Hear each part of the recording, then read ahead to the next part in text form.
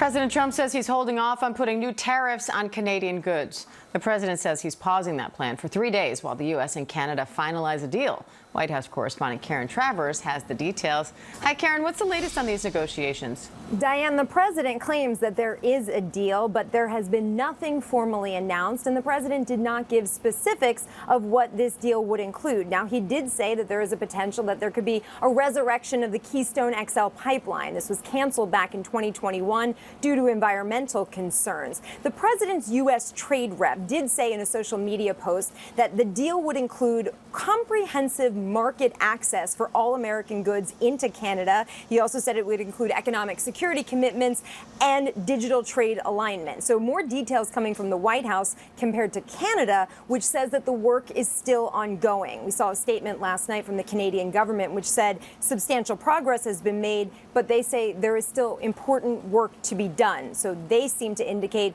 there is no final deal yet. This pause right now, Diane, though, is for only 3 days. So they clearly have some work to do in this 3-day period. The president did pause those 50% tariffs that would go into effect on dairy products, some alcohol products. He had announced these last month in an executive order claiming unfairness in the trade agreement with Canada.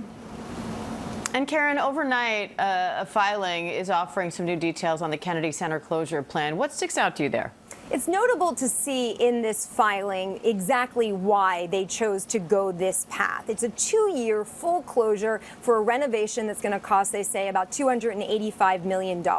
And in this filing, we saw that the executive director says that if they had done a partial closure over 4 years, that the Kennedy Center would have had reputational damage, that this would have been bad for ticket sales, people going to a construction site to see shows and events, and it likely would have cost more. So that's why they recommended and have moved forward now with this vote for a 2-year full closure. They're going to move programming off-site. They're going to move the memorial to the late President John F. Kennedy, actually off-site as well. It's a technicality there to something on the actual premises. The other notable thing here is that they voted not once but twice to put President Trump's name on this. Now, we saw this with the controversy over the last couple of months. It will say restored and renovated by President Donald J. Trump, but when if they get to a $100 million funding goal that they have set out, then another line would be added, Diane, and this would say endowed by the Trump Kennedy Center Fund. So the president would have his name there not once, but twice.